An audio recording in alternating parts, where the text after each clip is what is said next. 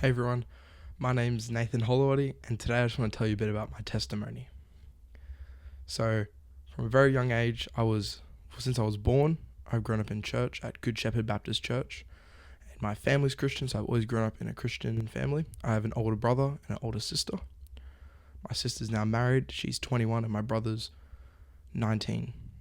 So, although I grew up in a Christian family, I didn't get saved till the age of 8 It was the 18th of June 2014.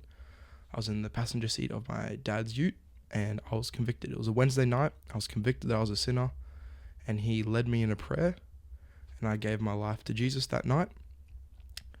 And then 4 years later, I was 12 years old, grade 6.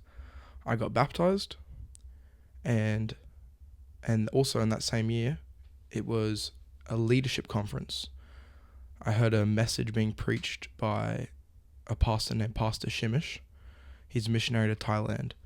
And the message was titled, Amos, Don't Listen to Them.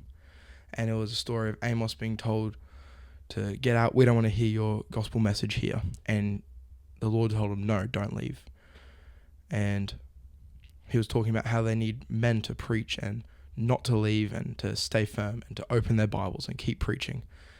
And at the end of that message, he said, if God's called you to preach, I want you to stand up right now. And I was convicted of the need to preach. And I stood up and he pointed at me and he said, come to the altar and pray. And my pastor came and prayed with me. And I didn't know if it was just feelings. I didn't know if it was what it was. But the next day I was sitting in the office with that pastor, Pastor Shimish. And he said to me, Nathan, I knew you were going to stand up. And to me, that was just conviction, like, oh, this is from God. This is what God wants me to do.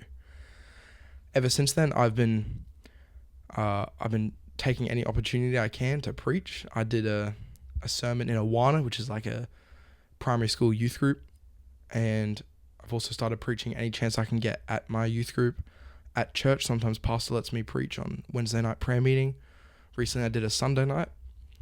And also at school as well.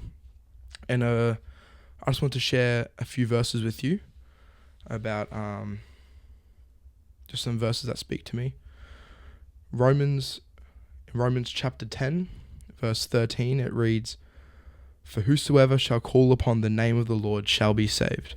And that's good and all, but then the next few verses are what convicts. And it says in verse 14, how then shall they call on him, in Jesus, in whom they have not believed? And how shall they believe in him of whom they have not heard? How are they going to get saved if no one tells them? And then it says, and how shall they hear without a preacher? And that's what's on my banner on my YouTube channel. And that's really convicted me. And it says, verse 15, and how shall they preach except they be sent? As it is written, how beautiful are the feet of them that preach the gospel of peace and bring glad tidings of good things.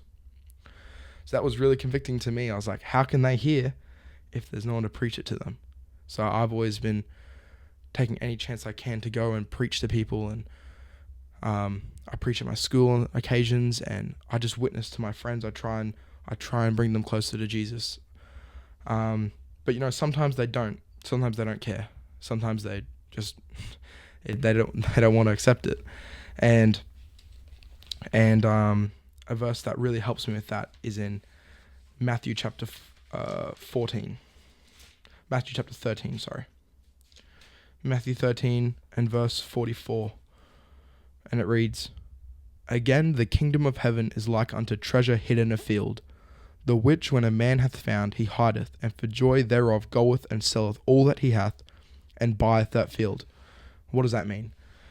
What it's saying is, the kingdom of heaven is like a treasure in a field. So let's say it's a chest full of diamonds and it's hid inside a field.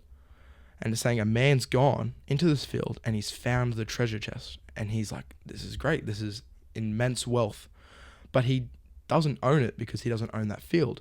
So what does he do? He goes home and he sells everything he has. He sells his home. He sells his land. He sells everything that belongs to him.